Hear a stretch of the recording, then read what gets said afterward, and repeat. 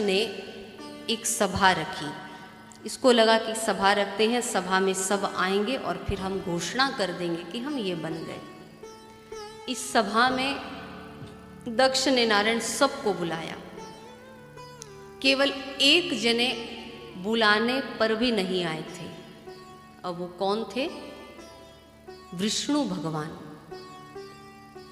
विष्णु भगवान को कार्ड भेजा था लेकिन तब भी आए नहीं थे। विष्णु का अर्थ होता है व्यापक दृष्टि, बड़ी सोच। कोई भी देखो, बड़ा काम करने के लिए बड़ी सोच सबसे ज़्यादा अनिवार्य है। अब आप काम कर रहे हो करोड़ों का और 150 रुपए के लिए कि आप हाथ पीछे कर लो, तो ये तो गलत बात हो गई ना। सोच तो बड़ी रखनी चाहिए अपनी। और जो लोग नारायण बड़े बड़े काम करते हैं परंतु सोच छोटी रहती है, वो लोग बड़े काम फिर नहीं कर सकते। विष्णु का अर्थ होता है व्यापक दृष्टि। जिस सभा में, जिस संस्था में ये बड़ी सोच नहीं आती है, वो संस्था ज़्यादा दिन तक नहीं चलती है।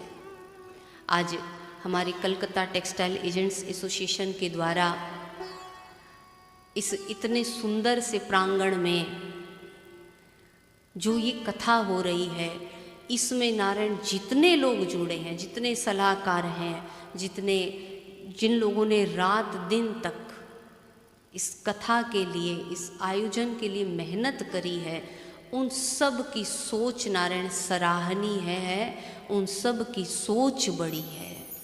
अगर सोच बड़ी नहीं हो तो इतना बड़ा कार्य हंसी खेल नहीं है नारायण। इतने लोगों को इकट्ठा करना, इतना प्रचार करना, इसमें मीडिया भी है, सब है, सभी चीज़ों को इकट्ठा करना, इतना प्रचार करना और रोज रोज अलग अलग प्रसाद आना, और सबसे बड़ी बात सबके लिए भंडार खुला है। कितनी बड़ी सोच है। लोग नारायण किसी को 10 रुपया देने में कतरा जाएं, कहते हैं आगे बढ़ो आगे बढ़ो। सब के लिए इतनी भंडार खुला, सब के लिए इतनी व्यवस्था कंटिन्यू चल रही है। ये इतने बड़े बड़े काम नारायण बिना बड़ी सोच के संभव नहीं है। सभा वहीं सफल होती है, कार्य वहीं सफल होता है जिसके मूल में सोच बड़ी हो। तो दक्ष ने जो एक सभा रखी, इसमें बड़ी सोच यानी विष्णु जी नहीं आए। अब विष्णु जी नहीं आए, बाकी सब आ गए। सब ऐसे बैठे थे। सबसे लास्ट में आता है दक्ष, क्योंकि भाई बड़ा आदमी, बड़े आदमी लास्ट में ही आते हैं, वो पहले नहीं आते। अभी बड़ा था तो लास्ट में आया। जैसे ही ये आया तो सबने खड़े होकर के सम्मान किया। ये एक बहुत साधारण सी प्रक्रिया है। कोई रिस्पेक्टेड पर्सन जब आए, बड़े होकर के सम्मान देना चाहिए।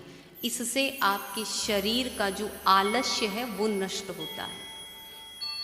तो दक्ष जैसे ही एंट्री करते हैं तो इन्होंने देखा कि सब कोई खड़े हैं, सब खड़े दिखे। फिर इनकी दृष्टि गई, बड़ी गौर से देखने लगे। अब दक्ष ये नहीं देख रहे हैं कि कौन कौन खड़ा है, वो ये देख रहे हैं कि मेरे सम्मान में कौन कौन खड़ा नहीं हुआ है। सम्मान पाने की कामना बहुत बुरी होती है नारायण। व्यक्ति दुखी रहता है, उसको हर टाइम लगता है मेरा अपमान हो गया, मेरा अपमान हो गया, क्योंकि सम्मान कुछ ज़्यादा ही पाना चाह रहा है।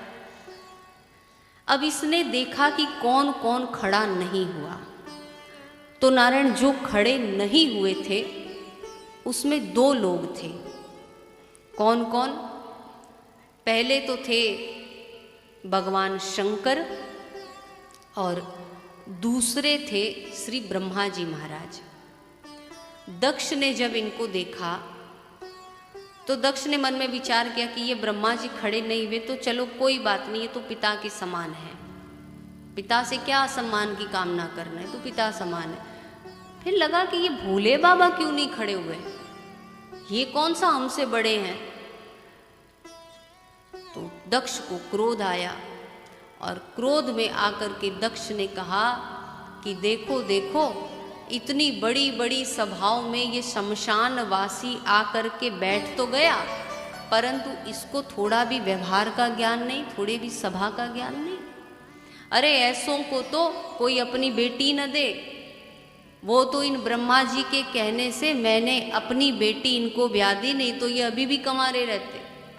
हमारे महाराज जी कहते हैं ये बिचौलिया होता है ना, बिचौलिया, हमारे महाराज जी कहते हैं कि ये बिचौलिया नहीं बनना चाहिए नारायण। ब्रह्मा जी भी अगर बिचौलिया बने तो आज ब्रह्मा जी को भी फटकार लगी। बोले ये तो इन ब्रह्मा जी के कहने से अपनी बेटी दी थी इनको, वरना कौन देता इनको अपनी बेटी। फिर कहा कि देखो इनके पास नेत्र तो 3-3 है, परंतु इनको कुछ दिखता नहीं है कि कौन सभा में आ गया, कब खड़ा होना है। और नारायण दक्ष को ये महसूस होने लगा कि इन्होंने मेरा अपमान कर दिया, और दक्ष श्राप देता है।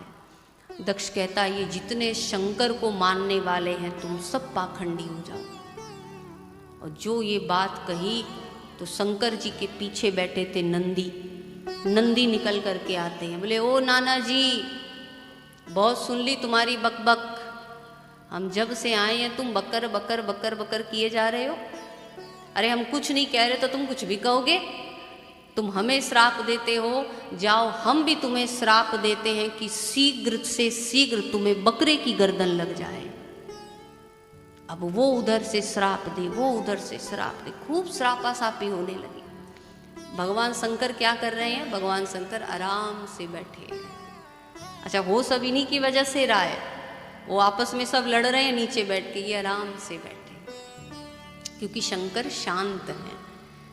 फिर भगवान शंकर ने धीरे से आंखें खोली, और आंख खोल करके मानो भगवान शंकर बोले कि जहाँ हो खटपट वहाँ से चल पड़ो झटपट। जहाँ खटपट होने लगे वहाँ खटपट में ज़्यादा देर बैठने से सिवाय दिमाग खराब होने के कुछ नहीं होना है, इसलिए फटाफट यहाँ से चल पड़ो। शंकर जी तो नारायण खड़े होकर के चले, और पीछे पीछे भोलेनाथ के सभी गण आ गए।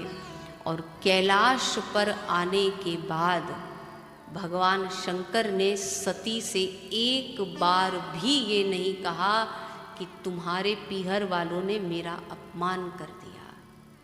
आज के समय में ऐसे जवाई मिलने बहुत मुश्किल है नारायण, और अगर किसी को मिले हों तो आप सच में भाग्यशाली हैं।